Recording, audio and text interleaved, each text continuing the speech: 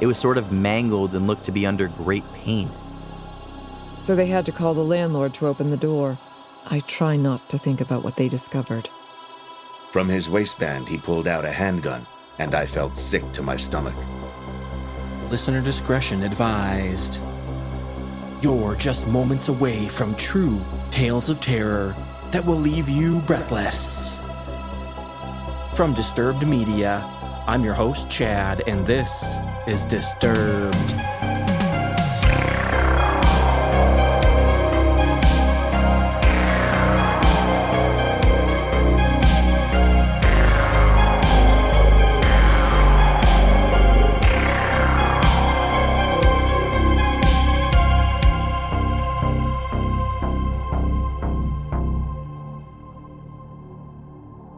Big thanks to the ultra-addictive, binge-worthy mobile puzzle game Best Fiends for their support.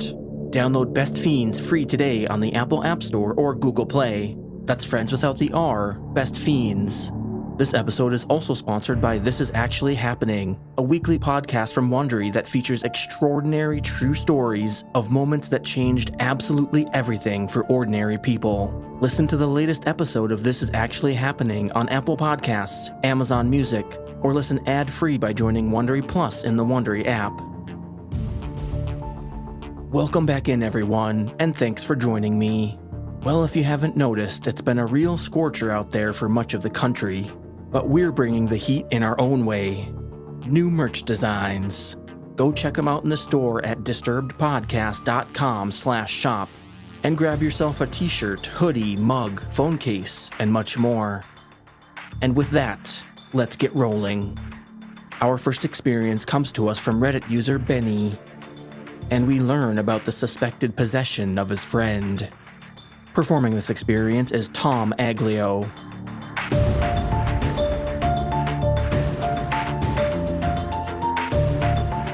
I'm a now 19-year-old guy who for the past 3 to 4 years has experienced a lot of unexplainable things.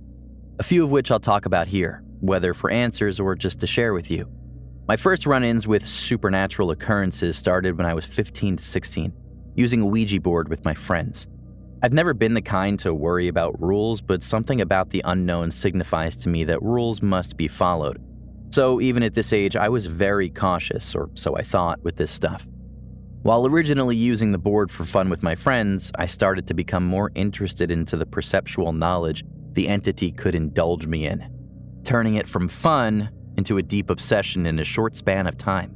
My friends noticed the turn too, as it affected all of us, and we became hungry for more things the entities could tell us. We started asking about the future, if I would get caught sneaking out that night, if they knew our loved ones who'd passed away, if they had any answers or what our secrets were, just stupid things like that. It was so surreal, but it was happening right in front of us. The planchette would move erratically and aggressively with certain combinations of friends using it and others observing.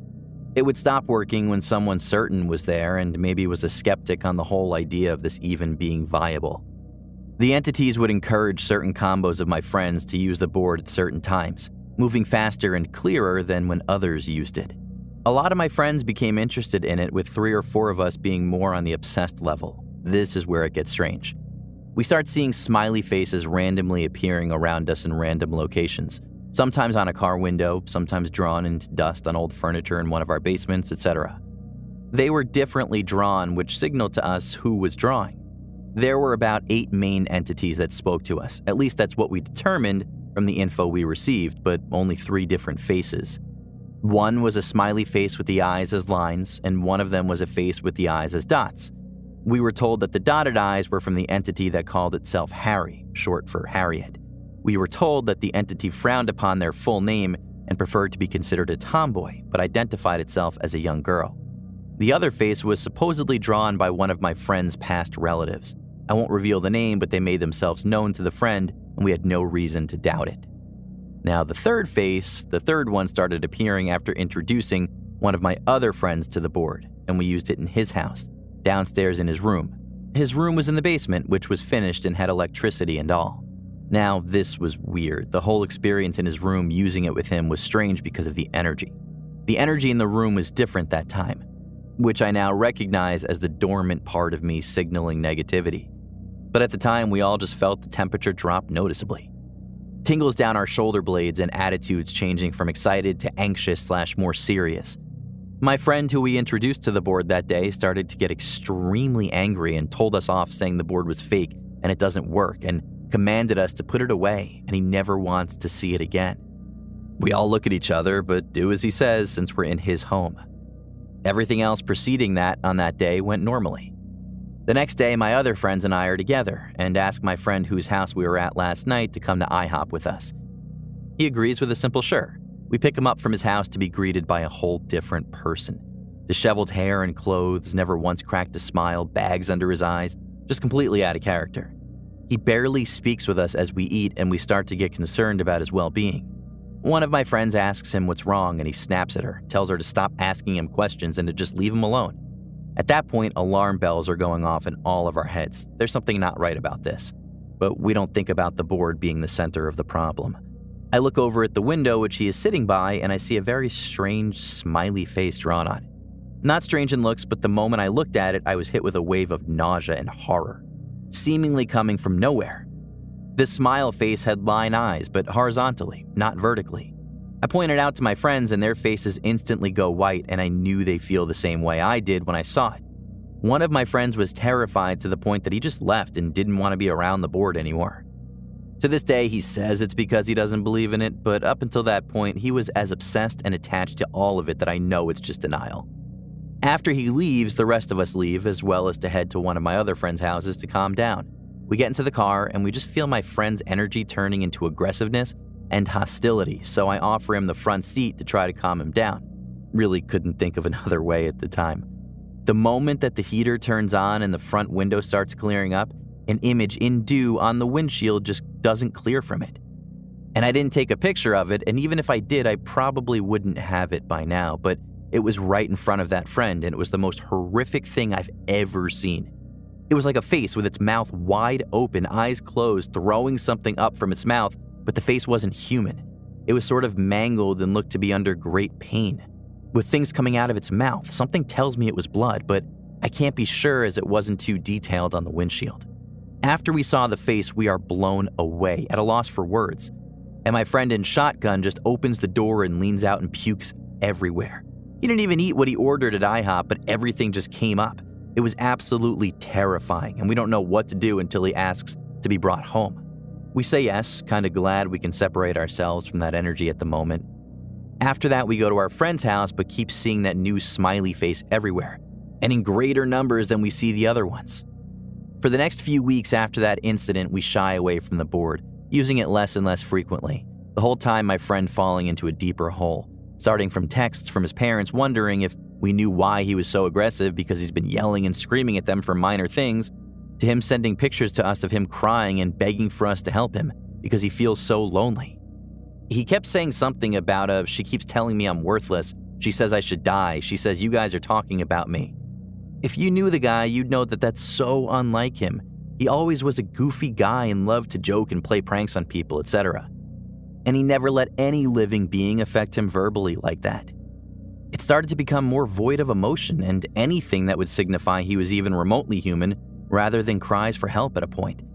He would just send us random quotes and random numbers that didn't mean anything to us at the time. He would detest light and needed to be dark in his room, and at a point begged us to give him the Ouija board, telling us he changed his mind and he needed to do it again. He wouldn't eat or drink anything, saying to us that he no longer needed it and that something else was providing him sustenance. To which we then thought he was possessed. He never used words like that, and he's never serious, and usually anything he said was said as a joke or playfully. We call a church in our area, and they told us if he wasn't willing to receive help, then they couldn't give it, besides through prayer and protection through us. They told us if he was abandoning his health, then we should contact a counseling agency or law enforcement instead if he was a danger to himself or others. They also told us we could contact his parents to give the pastor permission to bless his house, but we declined because his parents don't know, and he made it very clear that bad things would happen if we contacted his family about his well-being.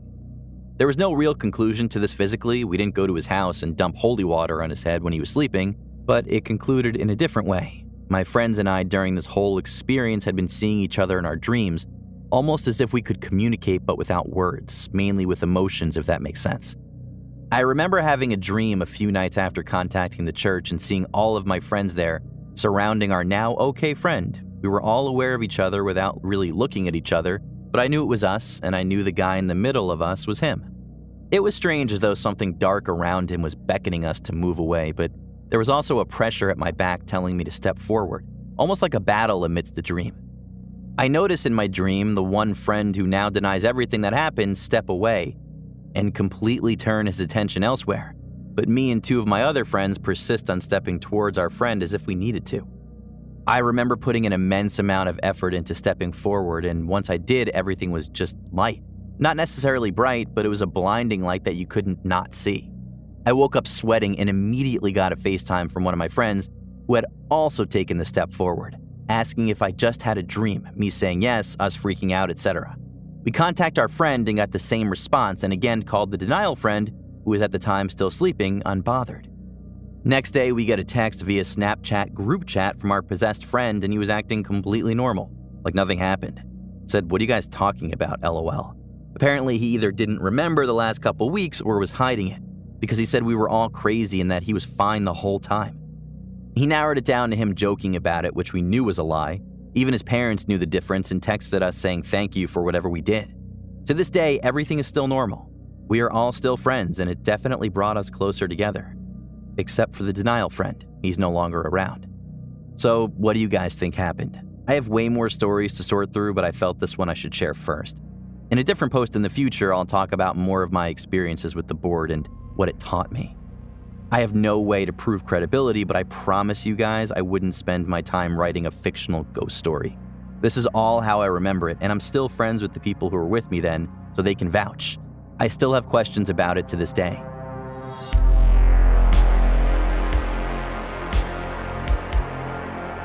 If you'd like to hear these episodes without the ads, get additional bonus episodes and your own shout-out, visit disturbedpodcast.com/support to learn more.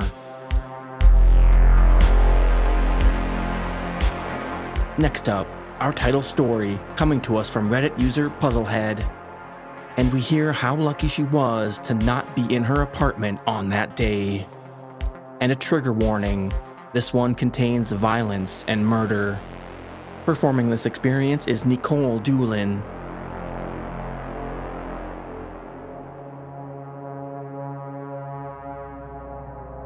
It was a Thursday in August of 2002.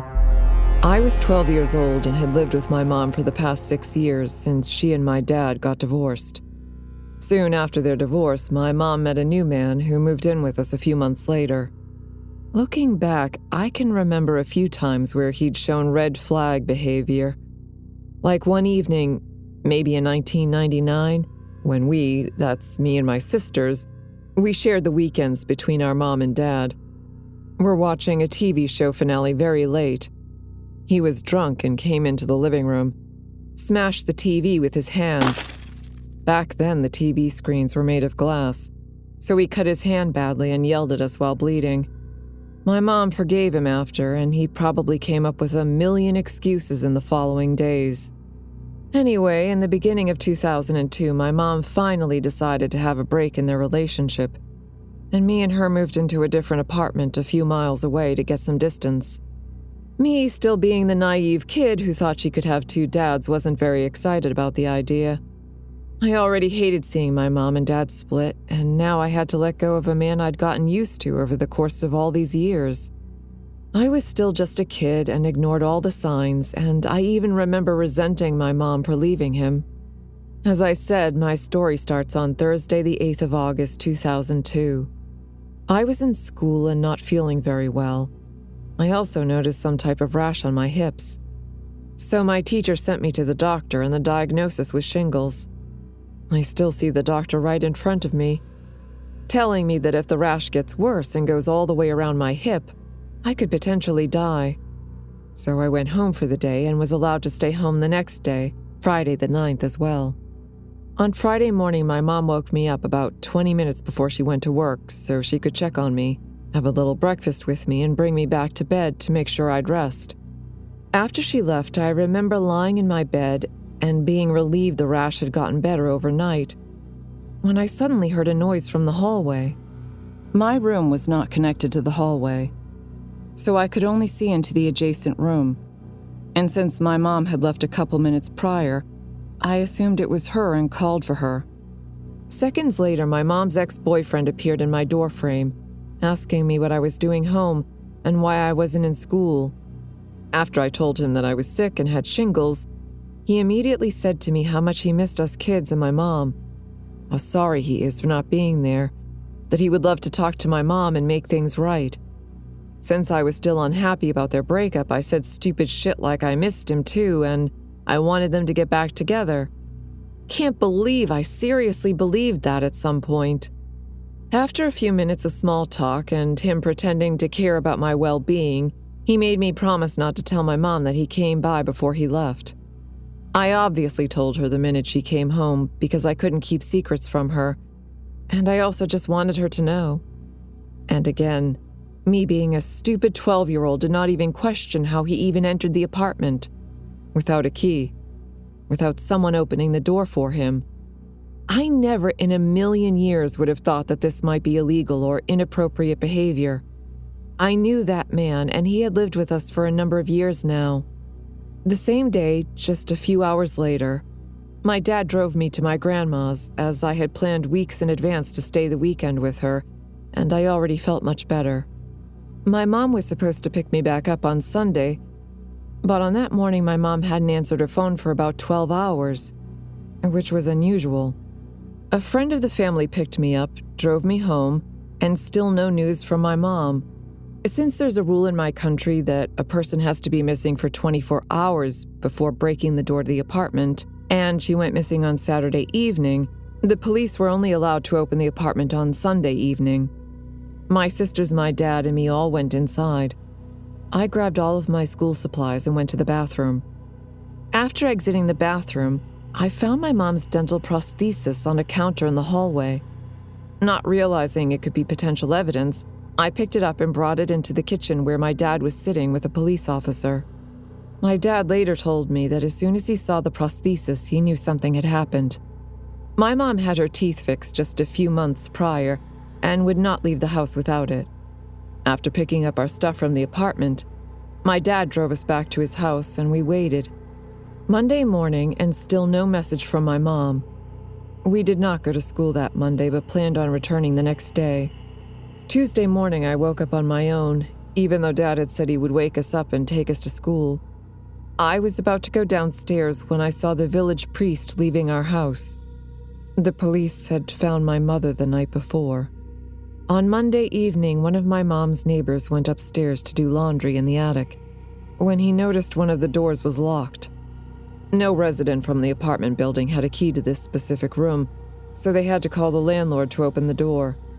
I try not to think about what they discovered, since it was the middle of the summer and my mom had been dead for around 48 hours. My mom was murdered by her ex-boyfriend after he returned to the apartment on Saturday afternoon to talk. The last person my mom spoke to was my aunt. Shortly before they hung up, my mom said, "There's someone knocking on the door. It's him again. I gotta hang up. Call you later." He gained access to the apartment the same way he did on Friday, with a credit card. He was arrested only a day later in a bar after telling the barman that he had done something really stupid. Well, no shit, Sherlock. 8 months later, in April of the following year, me and my older sister had to testify in the murder trial. But before we gave our testimony, our father argued with the court and made sure that we didn't have to face the killer. I remember sitting down in a large and very cold room, my father right by my side, holding my hand, lawyers to my right and to my left, as well as the judge in front of me. I remember being asked about the day he came into our apartment and answering all of the questions as truthfully as I could. They sentenced him to 9 years in prison. Manslaughter and affect was the official cause. 7 of those 9 years he spent behind bars. And as far as I know, he moved back close to our hometown, close to where it all happened. Over the years, people have told me that I was lucky. He could have killed me and my mom if she had been still at home that day. If she had left just a few minutes later, maybe she would have ran into him downstairs, or he had gained entry to the apartment while we were still eating breakfast. Lots of ifs and could-haves. I know I won't be able to change the past, but I sure hope I can control my future. So to my mom's ex-boyfriend, the man who does not have a name because he doesn't deserve one, let's not meet ever again.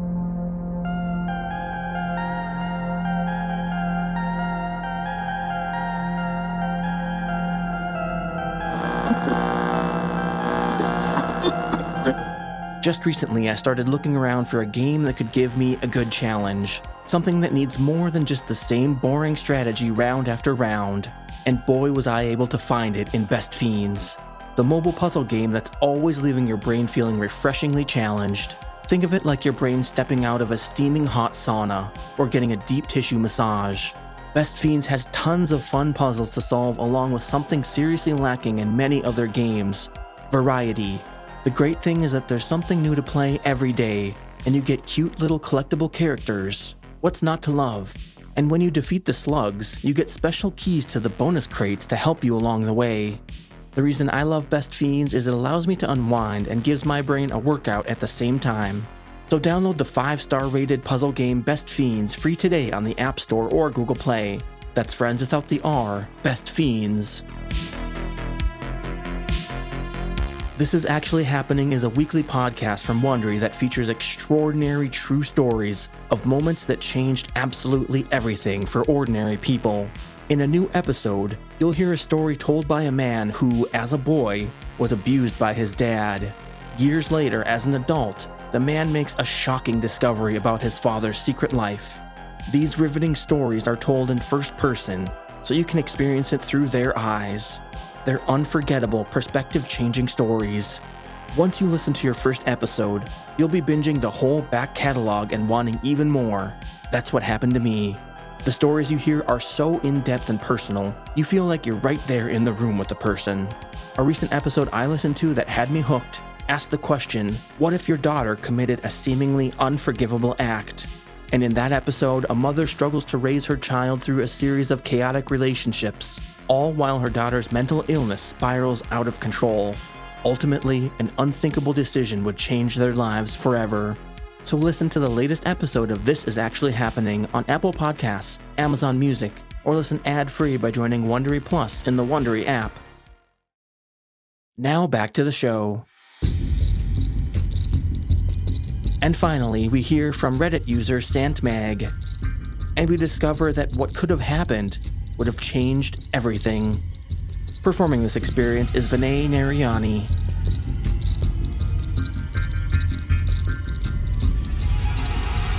In 2017, in my last semester of high school, some friends and I decided to skip the pep rally for the girls' varsity basketball team making the playoffs for the first time. My last period of the day was theater tech. I was just taking it as a fine arts credit, and 2 friends of mine in the grade below me were in that class with me. We decided to skip the pep rally, leave school early, and go to the nearby Taco Bell like we did every day. However, administrators and security guards patrolled the parking lots to catch kids trying to skip, so we took a detour through the nature trail on campus in order to avoid them. Once in the nature trail, we came across this kid I hadn't seen before. He was a skinny white kid with shaggy black hair, wearing baggy jeans and a plain white t-shirt. He was shorter than me, but the most notable thing about him was his general look of dishevelment. His hair was wild and full of leaves and twigs. His plain white t-shirt was dirty, and the knees of his jeans were stained green and brown. He seemed like he had been crawling around in the nature trail. I remember wondering if he lived there for a split second. When we came upon him, we were walking in one direction, parallel to the school and to the back of the parking lot, and he was coming directly toward us. I knew the nature trail well enough to know there was a bend that led deep into the woods, and I figured he had come from there. He was out of breath, and he looked scared. My 2 friends said hi to them. My friends were in the grade below me, and later told me that the kid was in their grade and was just acquaintances with my 2 friends. It was supposed to be just a quick hello, but I couldn't help but notice how scared he looked and how suspicious he seemed of us. He asked us what we were doing in the woods, and we told him we were skipping the pep rally. One of my friends asked, "What have you been doing out here? Camping?" Me and my other friend gave a nervous laugh, but the kid didn't crack a smile. He explained that he was dropped off at school that morning and was supposed to get on a bus to take him to DAEP. DAEP was the alternative school that kids who got suspended from school went to. His plain outfit started to make sense now. It was the infamous uniform of the alternative school. He then explained that he didn't want to go to the alternative school, so when his mom dropped him off, he pretended like he would wait for the bus and then hid in the nature trail the full 8 hours of the school day. He was still acting really skittish, and without even looking at each other or speaking to each other, my friends and I could feel that something wasn't right, and that we were in some kind of danger. The kid looked around nervously often, as if seeing if someone might have followed us, or if we were alone in the woods. We hit him with a, "All right, man, well, good luck. We're gonna try to get to our cars and go home before the pep rally ends." When he heard the word cars, he perked up. He started walking with us towards the parking lot, continuing to talk. He becomes a lot more friendly and asks if we can give him a ride home. We give him some half-baked excuse why we couldn't. We didn't expect him to ask that. I never met him, and my friends barely knew him. But he doesn't take no for an answer. He tells us that people were going to start looking for him pretty soon, and that he was going to be in a lot of trouble. We tell him that he'd probably be fine hiding there, that deep in the nature trail. But he tells us, "Nah, man, you don't understand. I broke into a car at the fellowship." He pointed in the direction of the mega church that had a parking lot that backed up to my school. "I took this." From his waistband, he pulled out a handgun, and I felt sick to my stomach. I had never seen a gun in real life. At this point, I really felt in danger. Not just because he had produced a gun. I had never really been scared of them. More so that the entire interaction felt uneasy, and that the guy was already unsettling and desperate. One of my friends very cautiously tells him that he should probably just ditch it and take off somewhere. And he just stood there, staring at us for an uncomfortable amount of time. His eyes were meeting each of ours. I broke the silence by saying that we wouldn't tell anyone, but that we really had to go before the pep rally ended. And my other stupid-ass friend, who had been virtually silent the entire time, spoke up and said, "Yeah, and it's best we're not around if they start looking for you for that," gesturing to the handgun. His eyes narrowed, and once more he asked if one of us could take him home. This time, it felt more like a command. I've never been a super brave person, but in that moment, I don't know why, I just blurted out, "Nah, man, I'm good." Again, there was an uncomfortable silence. Then he asked, "Before you leave, do you guys want to see something?" My first friend was kind of a hothead, and although he was uncomfortable with the situation, he was not afraid of conflict. Nor was I. My other friend, however, was not a fan of conflict and would always de-escalate first. We all looked at each other, and me and my first friend kind of had an unspoken understanding like, if this is gonna happen, if we have to run or fight, we might have to do it now. My other friend was very visibly afraid. He asked, "What do you want to show us?" And before the kid could answer, my first friend said, "We don't want to see. We have to go." My first friend started briskly walking past the kid, and me and the other friend quickly followed. Within a few steps, we just started sprinting towards the parking lot. I looked back once we were about 50 steps away, and he was still standing there, watching us run. He had put the gun back in his waistband before taking a small adjacent trail back deeper into the woods. By the time we made it to the parking lot, there were police everywhere. We were sweating, out of breath, and terrified. They found the kid in the next 10 minutes. Somehow, in the chaos, nobody saw us exit the nature trail and into the parking lot. But since there were so many cops in the parking lot, we just decided to head back inside through another side door to find that the door was locked.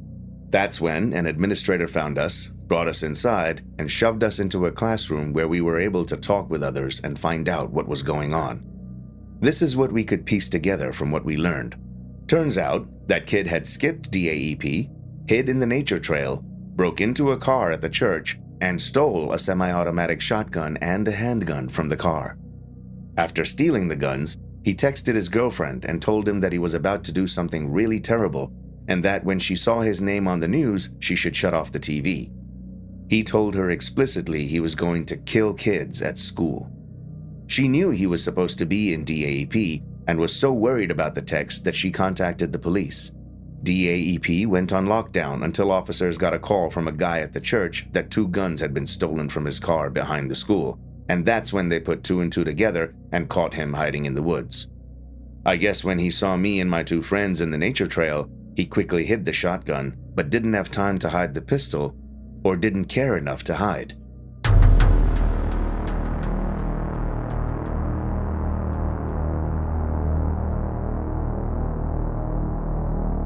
And before we sign off, let's hear a listener story off the hotline. Hello, my name is Shane. I worked as a chef for about a decade in New York City, and I was the chef, co-owner of a restaurant in Tribeca, Manhattan, which is one of the oldest developed areas of the island. And the building that we worked out of was dated over 200 years old, having been many things from, I believe, textile manufacturer to sugarcane refinery. It's had many iterations and about 4 different restaurants that have been in it over the span of 30 years.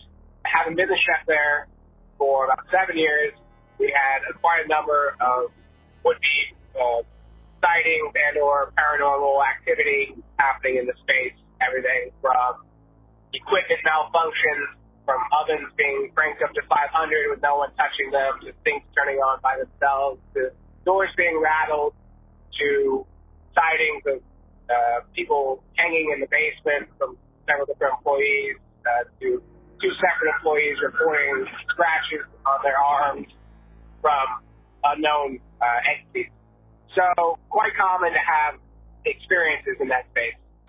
I was leaving the restaurant, moving on in my career, and I decided to deep clean the basement with one other employee that I just recently hired for the incoming new chef. I wanted to make sure everything was nice and clean and organized. So we spend the late evening scrubbing into the early morning. As we come upstairs, 2 stories, there's a basement and then a very large main dining room, open kitchen with wraparound bay windows and vaulted ceilings. So pretty epic, kind of quintessential New York City space. You can get a good view of the World Trade Center. Very iconic looking in a lot of ways. As we're sitting having a beer after we were done cleaning, see many little wisps of light moving frantically in the space, sort of everywhere, little creatures of light, the only way I would explain them, rotating around us, and it made us pretty giddy, the young cook who was working with me. And so all these wisps of light are moving around a very dark New York City restaurant. I decided I was hungry, and I told the cook that I was going to go downstairs and get us something from the walk-in. So I'm walking downstairs to this windowless basement. The other side of the wall, start hearing laughter, and I freak out, run back upstairs, tell the cook, I'm not going down there again, fuck that, that's terrifying, let's get out of here. The cook said, I'll go get it, that's fine, you're making too big of a deal out of it, you're afraid, I'll go get it. So he goes down and comes running back up a couple moments later with some avocados in his hand, and I say, well, what'd you hear? And I could tell by the look on his face that he had definitely heard something, and he was kind of giggly in that way that you get when you're really scared. And so we're both standing, eating this avocado down by the open kitchen, and just over my right shoulder, I hear a very deep, guttural laugh. He hears it too as he's standing right across from me, and he looks me in the eye, and we drop everything and run out of that kitchen. And that's the last time I was ever in that building. The restaurant still operates. I'm sure that there have been more activity since, but one of my stories. Thanks for the call, and yeah, I think I would have been out of that building even before you were. That's some creepy stuff right there. Thanks to everyone for continuing to send in your stories, whether it's via email at mystory@disturbedpodcast.com or the hotline at 701-354-3667. And we even have a form you can fill out right on our website to submit your story at disturbedpodcast.com/submit. Remember, no story is too big or too small, so keep them coming. Disturbed is an independent production funded through advertising and listener support. Thanks to those who share the show with friends and leave positive reviews. These things help new listeners find us. Follow or subscribe wherever you're listening right now so you never miss an episode. And if you'd like to hear these episodes without the ads, you can get early access to our premium ad-free feed, as well as monthly bonus episodes. Visit disturbedpodcast.com/support to learn more. And a shout out to all of our newest supporters: Mary, Sandra Hurd, Tracy from Cleveland, shout out Cleveland, Ashley Hickson, Jared Burke, Natalie M, Rage Fist, and Claudia Razzo. Thanks so much for supporting the show. Music by Carl Casey at White Bat Audio and Co.ag. Thanks for listening. We'll be back next Thursday with a brand new episode. And stay safe out there, y'all.